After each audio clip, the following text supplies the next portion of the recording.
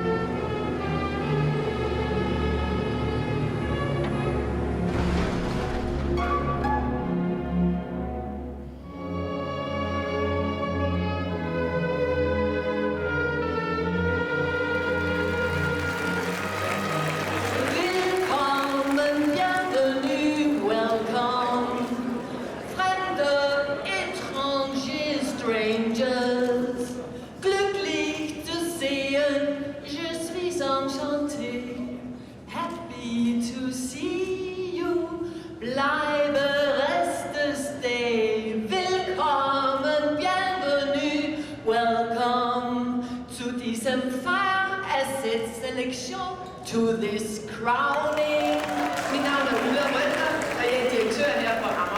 My name is Ulla Rodger, and I'm the CEO of ARC. I'd like to welcome you all. You're standing in a 40-year-old plant. It's our 40-year anniversary this year. The plant is outdated, and that's why we have to build a new waste treatment plant. We have a unique opportunity because we were building a new building to rethink the architecture. This is the reason why we chose to get lots of fresh ideas and launch this architecture competition.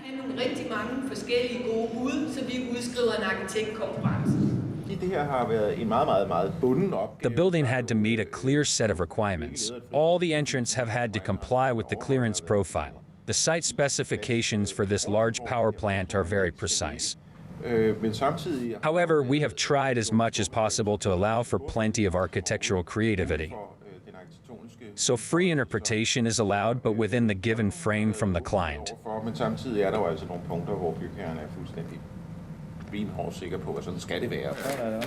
And now for the winner. The winner of our architecture competition, by unanimous decision, is Bjarke Ingels Group. Bjarke Ingels Group. There you have it. That's it. We congratulate them. You think if you live in a flat country where everybody, is on the same level, that it would be rather open because there are no mountains blocking the view. But the irony is that the opposite is true, that if everything is flat and everybody's equally tall, then, just a normal hedge between one house and the neighbor is enough to block the view.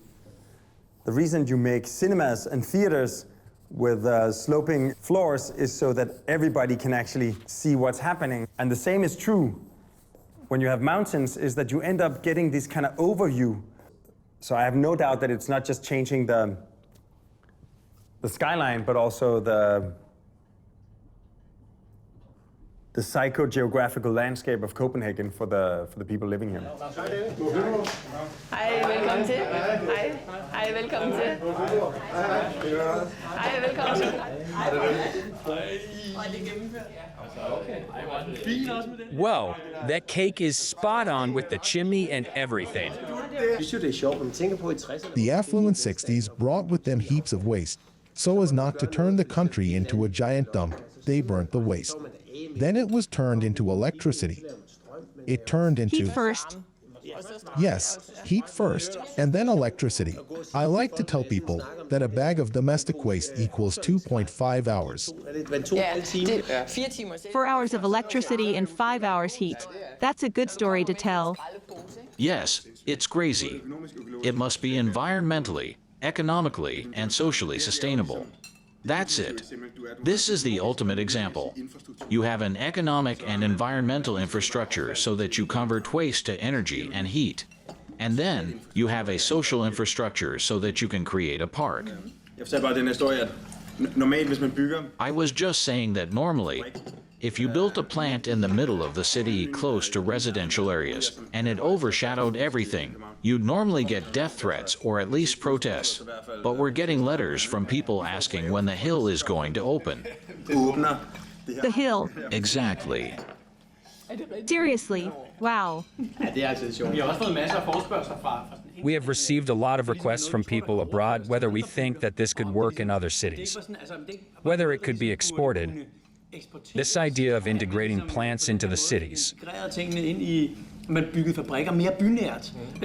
It's completely... It's a new mindset, yes.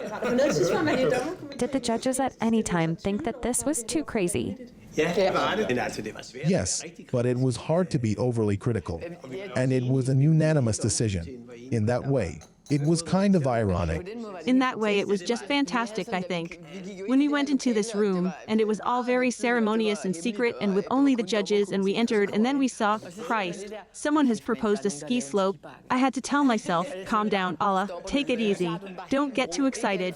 Just calm down. I thought, how in the world are we going to agree on this?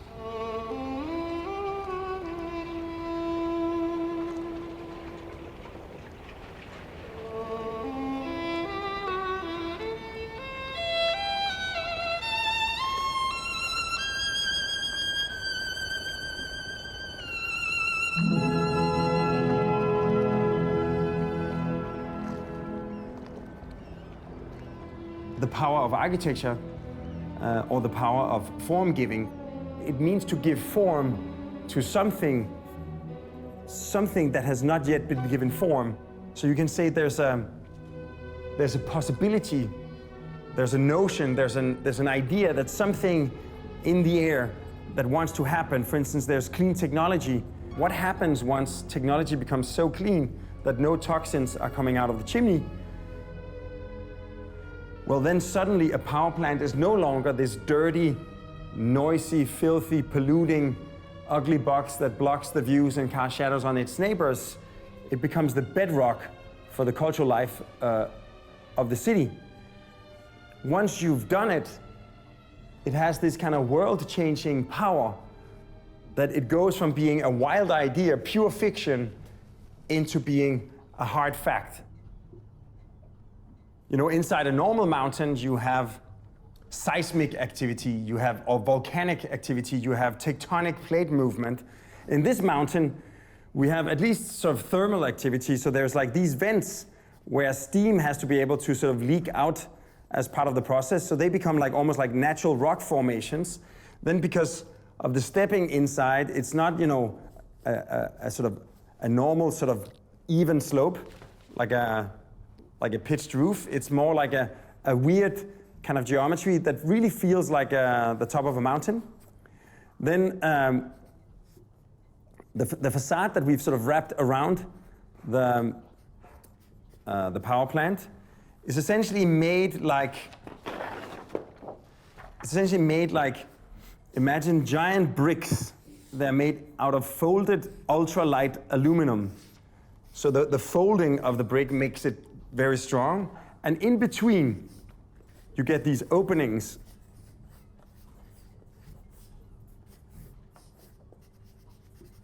where you have daylight coming into the power plant.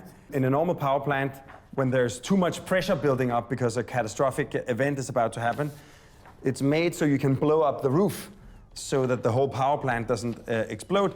Of course, we can't really blow up the roof because it's full of skiers. So here in this case, the facade can sort of pop out. You have a hiking path, you have a running track, you have tracks for mountain bikes. So suddenly all the different sort of sports that rely on dramatic landscapes that we don't have in Denmark suddenly have a new home in the middle of Copenhagen. As a last element, apart from the habitat for the birds, insects, and the butterflies in the facade, we also turned the tallest part of the facade, almost 100 meters, into what is now the tallest climbing wall in the world. So we basically pull out the bricks in various ways, so they create these kind of mountainous formations that you can sort of climb up, and we place the climbing fixtures both on the solid parts but also on the glass. So when you are a skier and you take the elevator up to the ski slope, you can look into the sort of cathedral of clean engineering on the inside, but you can also look out through the facade, enjoy the view of Copenhagen, and enjoy the sort of the view of sort of stressed, sort of straining climbers, sort of trying to hold on to the facade.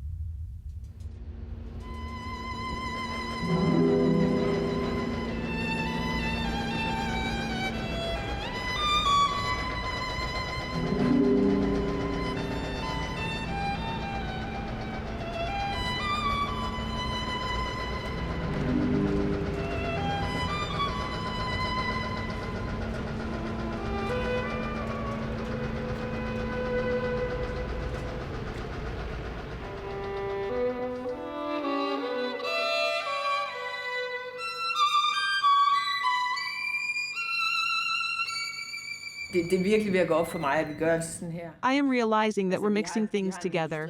We have an industrial building with all the pertaining legislation and rules, and then we have the recreational element on top of that with a completely different set of rules.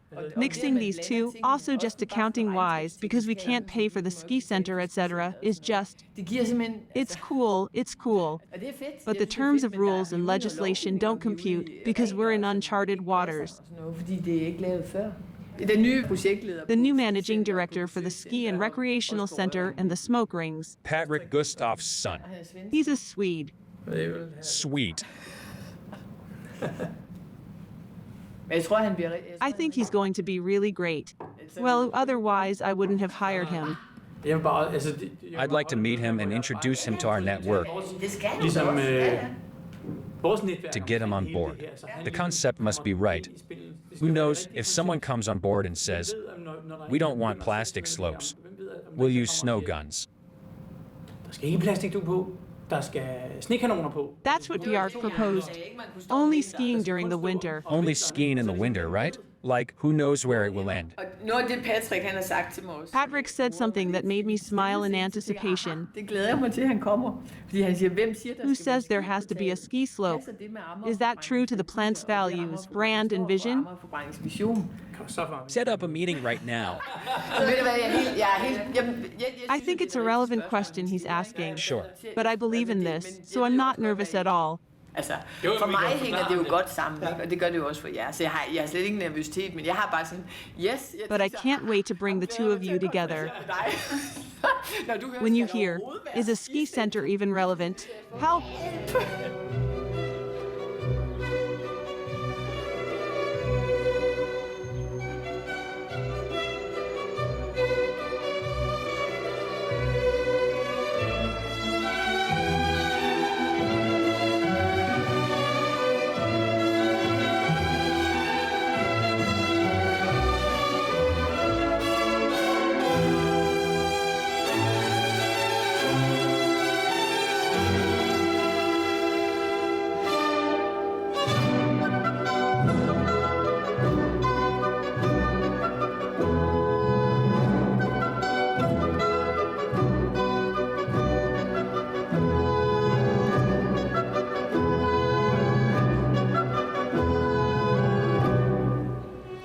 Hopefully, CopenHill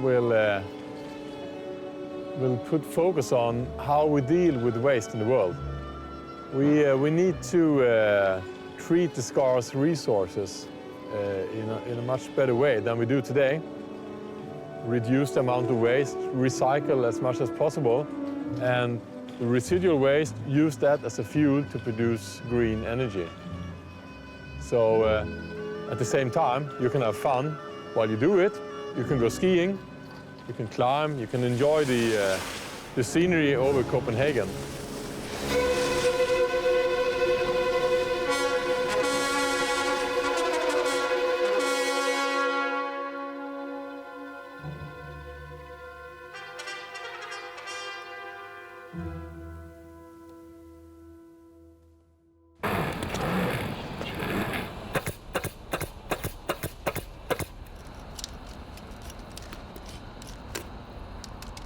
We can go. We can go. Start?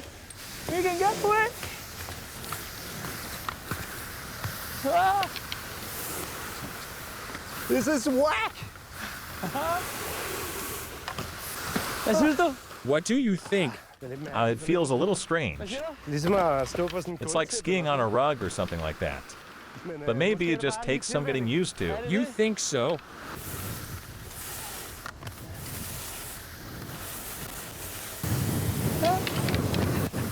No!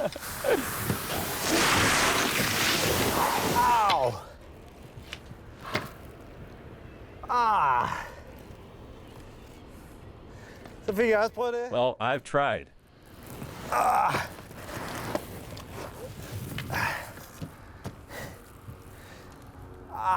Det var sgu ikke så rart. Not nice at all. It hurts like hell. Det er ligesom sandpapir. It's just like sandpaper. Ah!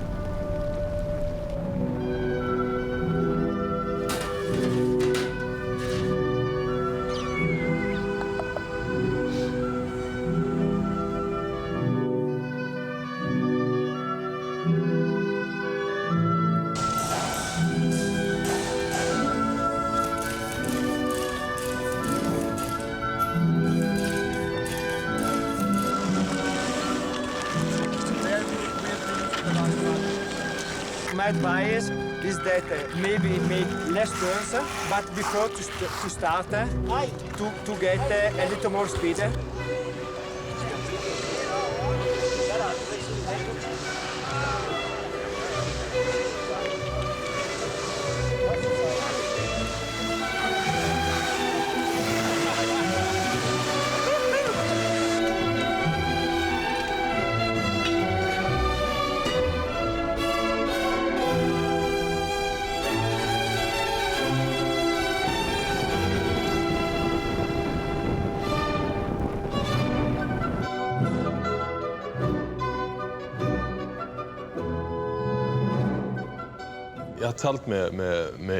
I spoke to the Italians again. They tested it and showed me the video. And it's not fireproof, despite the flame retardants. It burns, not quite as much as the other boat.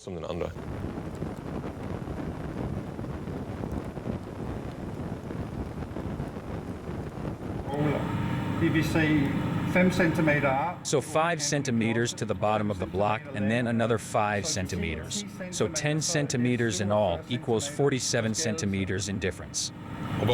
And what was the limit? 55. Was it 55? So, in theory, we're on the right track.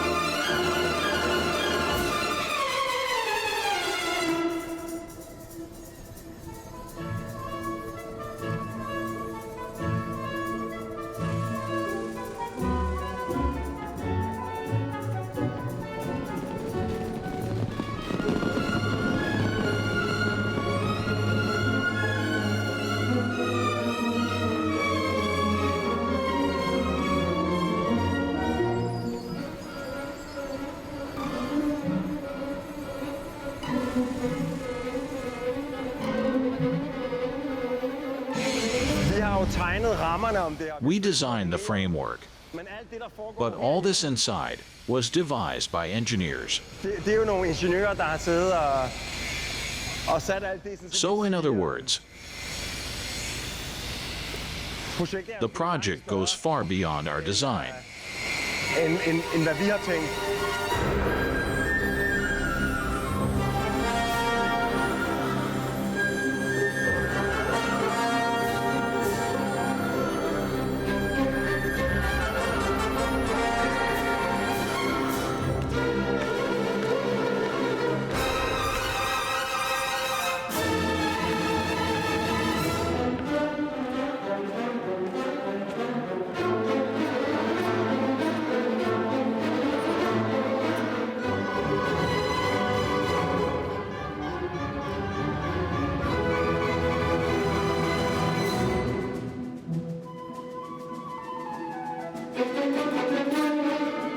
To carry these spans and also like along the middle, this kind of service atrium, there will be some logical locations where you have the main columns anyway, and maybe if we keep advancing the landscape, we make sure that the pine trees go where the columns sit anyway. Then you know about the escape staircases along the edge that were supposed to be in concrete? Yeah. Now they are saying, it's too expensive to do it in concrete. We'll do it in something else. And they've been looking into going to Silvan and buying steps and just put them up. They're only 1 meter long, but then we buy just 2 and put them next to each other. Or like, they're like, they just want to do it. It's not the weight on the roof. That's not a problem. It's the weight of it takes to lift it up. So the lighter it is, if it was just aluminum steps, which could be another way to say like the aluminum actually continues all the way into when the greenery starts. That would be another solution. Yeah. But they think it's a problem. Elements and stuff like that. Yeah. All of these, right? Yeah. But then let's add that into the update also, because like then I'm also going to mention that to Ulla.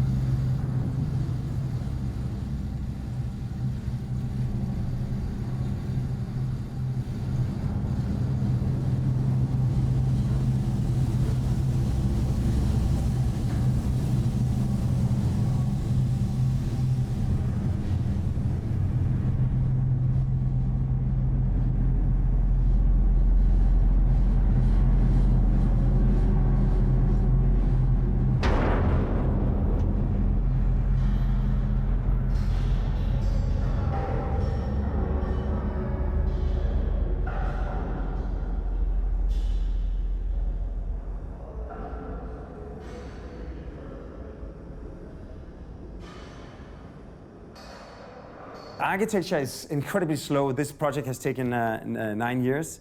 It's also incredibly expensive. It costs almost half a billion euros to build it. So of course nobody wants to do anything that hasn't been tried before. And it's also important to remember that the standard solution doesn't become the standard solution because it's bad. It becomes the standard because it's actually very good at what it's doing. So there are very real reasons why you don't normally put ski slopes on the roofs of power plants. And we know all those reasons now that we've made it happen. We had to solve like 1,000 problems.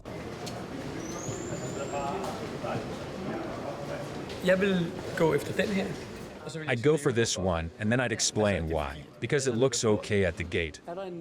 Is there any view from there? No. Here's the gate, and this one.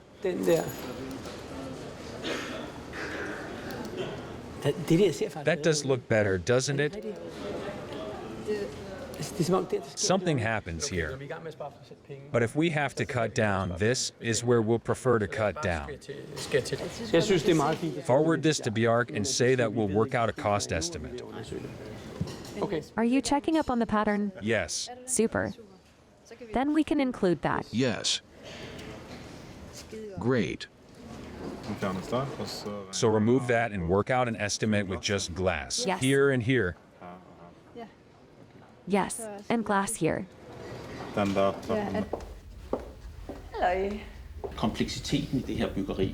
This project has been more complex than any of us had anticipated. Even the suppliers say so. Selin says that the steel structure was more complicated than they anticipated. The geometry, the form, and all that. This goes for the equipment suppliers as well. Are they not just complaining? To some extent, for sure. Aren't they some of the best in their field? Sure, but based on what we know now, we need another 30 to 40 million for that part of the project. We have to look at ways to cut costs today. Anyone can see that this is to save money. Look at this. It looks awful. I think they ought to make a clean cut. You can't. This has to be clad. It's ugly on the other side as well. We've already axed this, right? This is additional. It's an architectural disaster.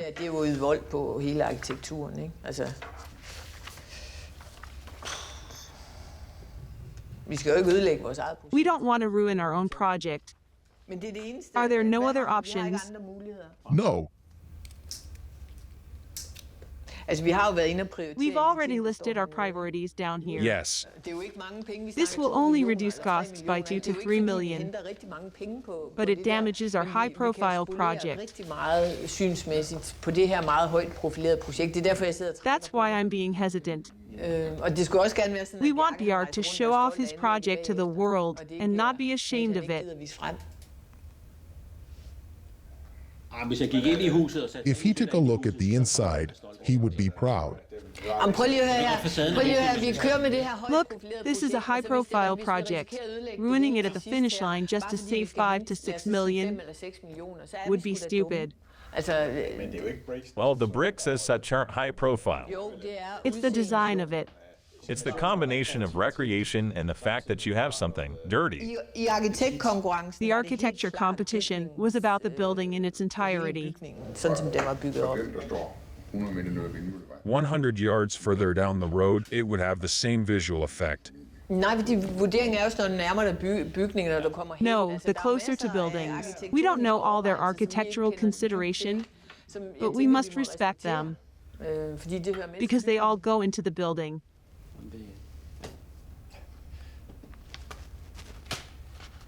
You may smile, but it doesn't solve our problems, Ola.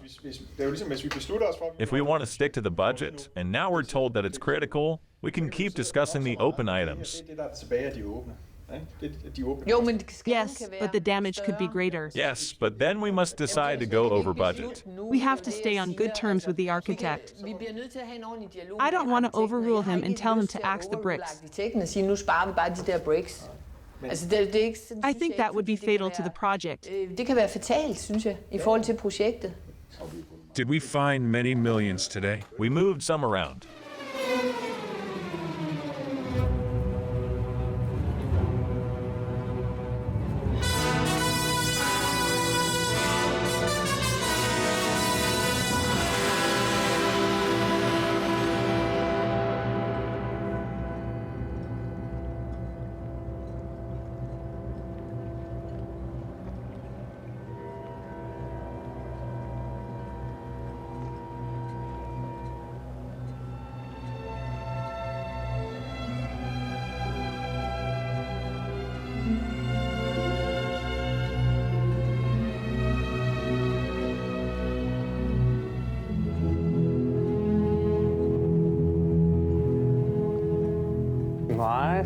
Well, what a sunset. Yes, the view from here is great.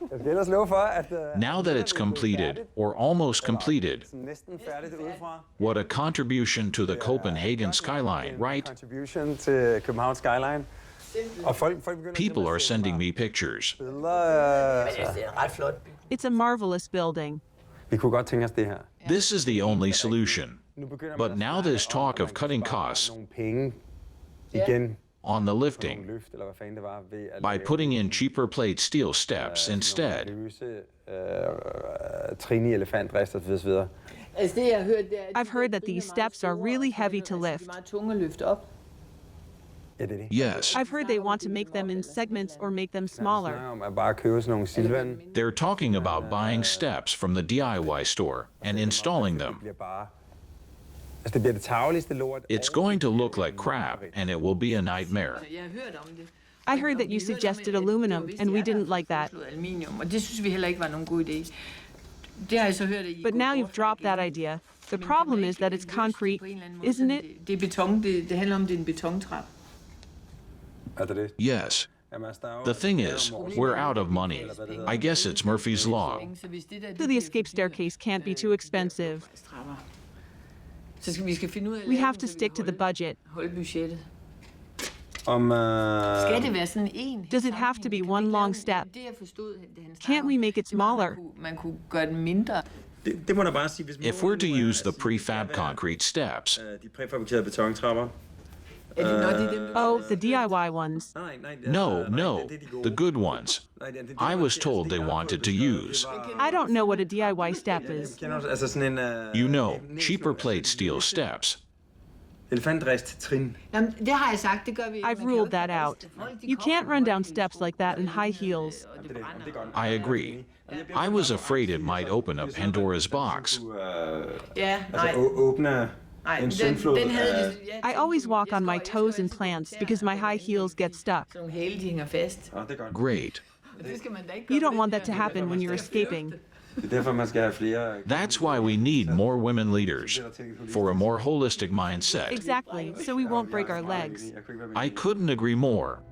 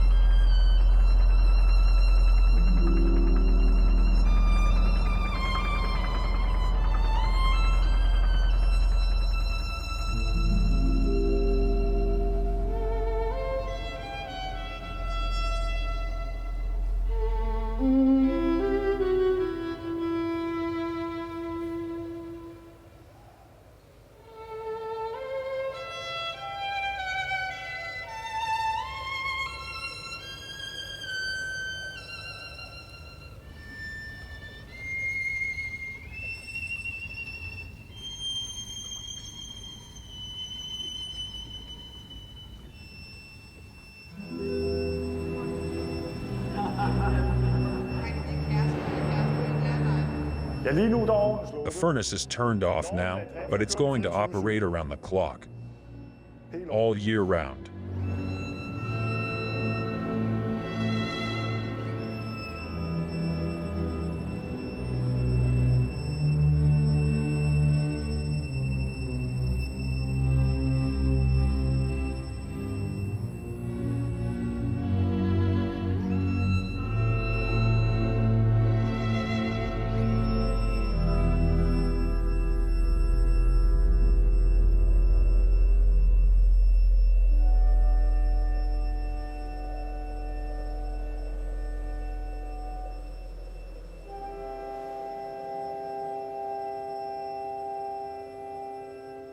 A normal chimney is basically the plume that comes out is the sign of everything that is wasted. It's all the particles that are left over after the processes, and because we don't know what to do with them, we just let them out into the air, and there they become pollution. They pollute the atmosphere, they pollute the atmosphere with toxins, with particles, and with CO2, and we used to think that if we just make the chimney high enough, it's going to go away. And then now we've learned that it's not going away. It's going to, it ends up in the form of acid rain. It falls down in form of particles. It ends up in our groundwater, or it ends up in our outer atmosphere in the form of, perforations of the ozone layer or a layer of CO2 that creates global warming. So in this case, we have a different kind of chimney, because all the particles, 99.9% of the particles have been eliminated. So the only thing that goes out is a little bit of steam. We've taken most of the steam and we're using it for the district heating, but some of it, we're letting it go. So rather than being a continuous symbol of the failure of the technology, we could turn it into a celebration of the successes of our technology. So we thought that every time we have saved 1 ton of CO2 by replacing the old power plant with this one, we celebrated by puffing a gigantic smoke ring, or actually a gigantic ring of steam. So imagine, just like the symbolism of a power plant goes from being this ugly box you want to stay away from to being maybe the most desirable and exciting park in the city of Copenhagen, the chimney ends up becoming a symbol of celebration. And then on regular intervals, we just blow it out the same way that when Granddad was smoking cigars, he sort of sends the steam out with a kind of shock wave. It creates a vortex, and the vortex contains the steam and it makes it stay longer. So where the normal plume sort of fades away, the smoke rings actually stay together for longer, and you can see them.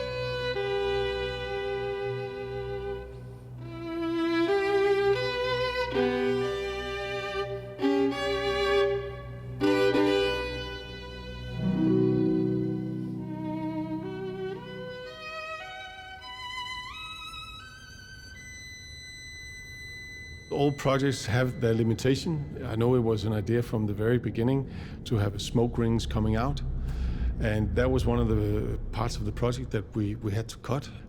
Ideally, actually, of 2 main reasons. Both the reasons of that it was costly, and we couldn't really refer that cost to the heat consumer. or to the waste producer. And the second part of it was that it actually took up a lot of steam that we are using in the process. So this would be we would have a heat loss making the smoke rings.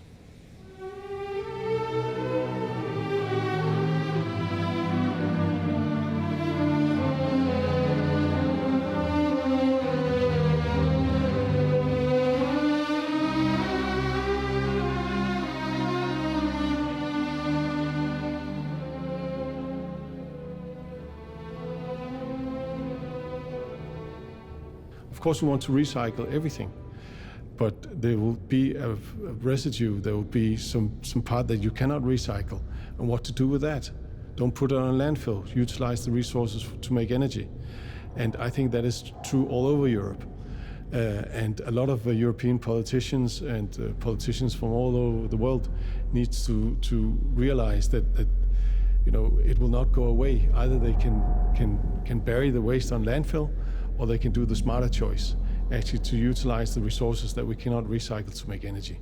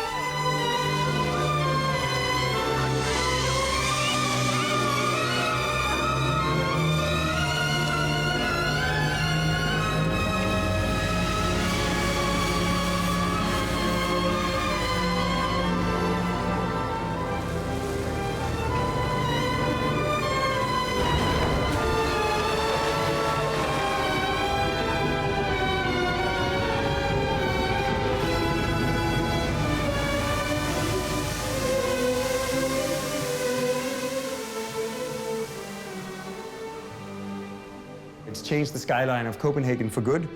I see the sun rising over CopenHill in the morning. But also it becomes maybe this beacon of possibility for others that have an ambition to do something about the environment and also have an ambition to maybe do something for their city, that they can now point towards Copenhagen. They can come and test it. They can speak with the engineers that operate it, and they can somehow maybe create some kind of a sense of calm that it is possible to do it different. So I think in that sense it also becomes a very pragmatic manifestation of an almost utopian idea of this kind of city as a human-made ecosystem.